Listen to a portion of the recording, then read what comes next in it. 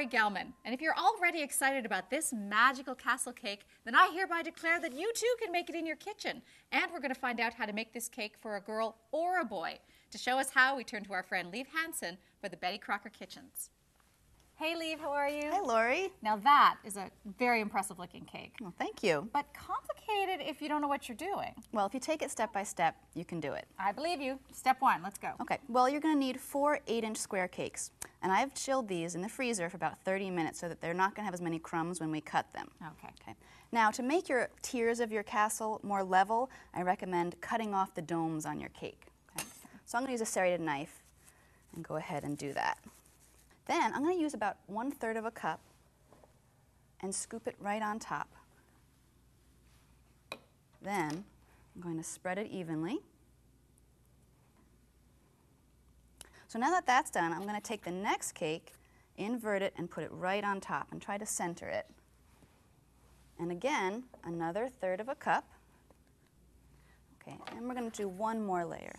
Ooh, nice and tall. Good. Okay, and you can push it down a little bit to try to make it more level. Now this one, we're going to cut into quarters.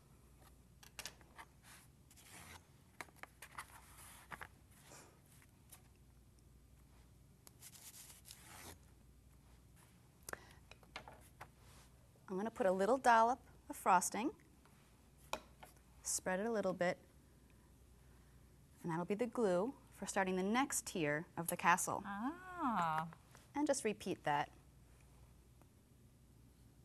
Okay, and we're just going to use one more layer on top. Now we're going to cut this one in quarters again to get about 2-inch squares. Are we going up even higher? We're going to do a 3rd tier. Oh. And we're just going to do 2 for that. So now we're ready to do a crumb coat. What's a crumb coat? A crumb coat is basically a thin layer of frosting that we spread over the entire cake, and that will seal in some of the crumbs so that your final coat is nice and clean. And I've actually have one ready to go that we can start doing the final coat on. Great. I'll move this. You get that. Great, thank you. That looks fancy already. Yeah, for a little grander presentation, we put it on a pedestal. That looks great. Great. So now we're going to start the final coat. How pristine do you have to be with this? Now, as close as you can to get a flat finish, the better.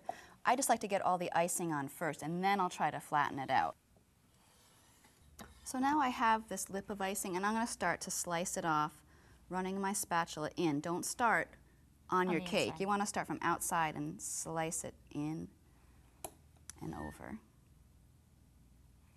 So now it's the fun part. We get to start decorating. Oh, great. I mean, it looks good enough already, but okay, let's do it. I have a plate of sanding sugar here. This is pink sanding sugar. And what I'm going to do is I'm going to take these ice cream cones, ice them in the pink frosting, and you're going to roll it in the sanding sugar to get a nice glistening effect. Sanding sugar you can buy at the grocery store? You can. Okay.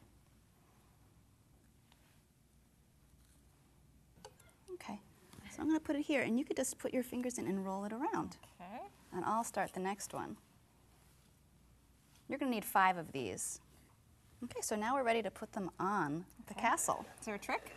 Well, basically, I would put your fingers in here and then hold at the top and just balance it very gently and place it on. And just sort of push it in a little bit to the icing to make sure it adheres. Great. And 1 for the top. Beautiful. Okay. So now we're going to add some accents and candy. Oh, good. Well, I have some sugar cubes, Okay. some little stars, and some gum balls, and some little wafer cookies. Okay. So the sugar cubes, you can just place them. We're going to put these little stars up here, and we'll use our frosting as the glue. Okay. Just dip it in a little bit. And then maybe some of these gum balls. Any more over there? Purple. So now we're going to create the doors and the windows. And I'm going to use these little wafer cookies. And use 2 for the door. And then I've cut some a little shorter to make for the windows. Oh, cute. So I'm going to pipe on some accents.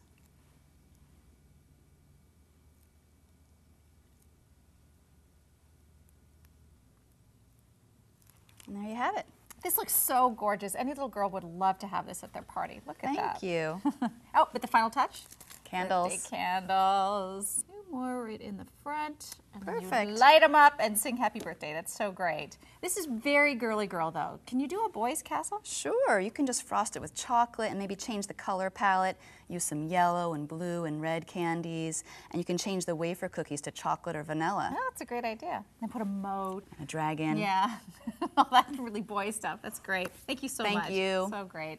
I'm Lori Gelman. For more recipe videos, visit lifemadedelicious.ca.